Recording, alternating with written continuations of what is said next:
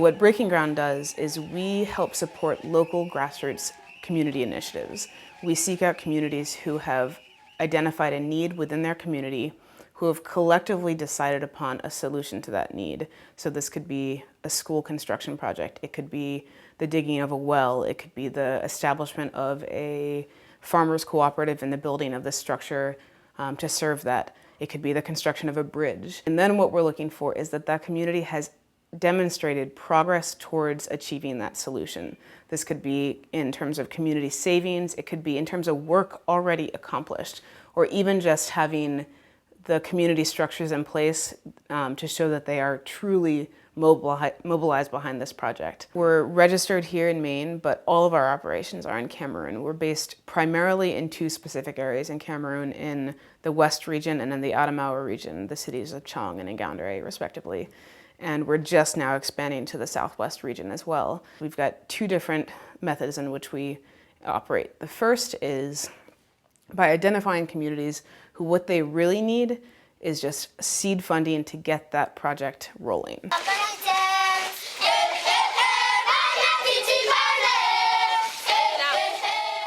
After graduating from Wesleyan University, I received a small grant to go over and teach English in Africa. It became abundantly clear that the biggest obstacle to the community's development was not the lack of an English teacher, but rather just a lack of finances. The school the school community was made up of some incredibly motivated parents and teachers who had constructed, independent of any government assistance, a 6-room cinder block classroom building.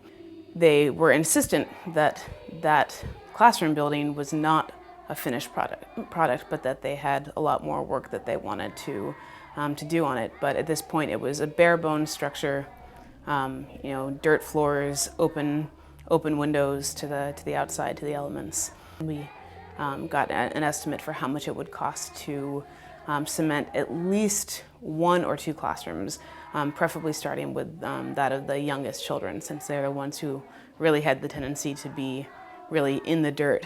The biggest problem being that there are insects called chiggers that live in the dirt and would bore into the children's feet and cause all sorts of infections. I decided that I was going to see if I could raise a little bit more money to make at least one of those classrooms happen and have that project happen. I wrote an email hoping to raise about $500. I sent it to friends, family, all the people who really knew that I was in Cameroon working. At the end of 7 months, we had raised over $12,000. We completely overhauled the school construction. So we cemented the floors and the walls in all of the classrooms. We painted, we conducted mural painting. We constructed from the ground up a community library stocked with bilingual books, both in French and in English. Those were donated from 2 different organizations, one Canadian, one American. And we, at the end of all that, still had some money left over. We saw in this community of Dumbu, where I was teaching, that the parents, the teachers, the whole community was already mobilized behind this project of building this school. And it's something they had been working on for decades, and that they were clearly committed to. The majority of the teachers at the school were paid by parents, not by the government. So we have a community here that is mobilized to make a change within their community, and they're making progress. But because of their financial limitations, that progress is extremely limited. How do you feel now that school is built? Very, very happy.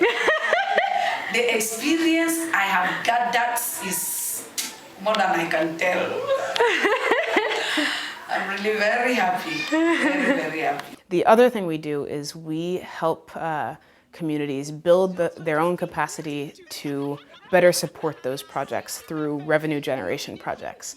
Most Cameroonians are farmers, either full or part-time. Our small enterprise development program targets the primary income-generating activities of a community and offers training programs to help individuals make more for their labor. In the West region of Cameroon, we work with coffee farmers to help them improve their organic practices, thereby reducing their dependence on store-bought fertilizers. We also provide training to help them improve their practice of processing the raw coffee cherries, helping them produce a product that meets the standards of international buyers.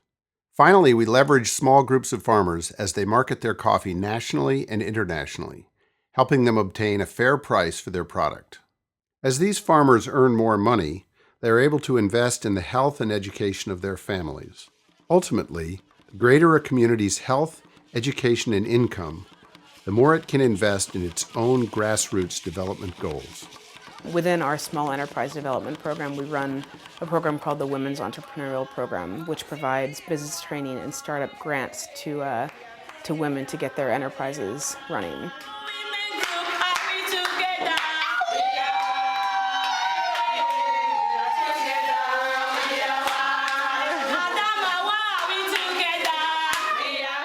We are incredibly proud, as of a couple of months ago, to have established 2 new partnerships.